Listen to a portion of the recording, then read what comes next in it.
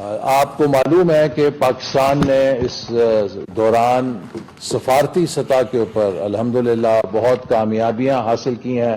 مارکہ حق کے بعد وزیر اعظم نے ان کی قیادت میں ان کی ٹیم نے غزہ کی جنگ بندی کے اندر ایک بہت اہم کردار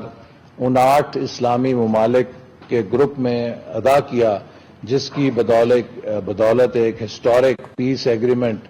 غزہ کے اندر ہوا اور جس سے غزہ میں امن بحال ہو رہا ہے، فلسطین کے قیدی بھی رہا ہو رہے ہیں اور بچھڑے ہوئے لوگ جو کئی عشروں سے بچھڑے ہوئے تھے وہ اب اپنی فیملیز کے پاس واپس آ رہے ہیں۔ اور اس میں آپ نے دیکھا کہ ایک شخص 20 سال کے بعد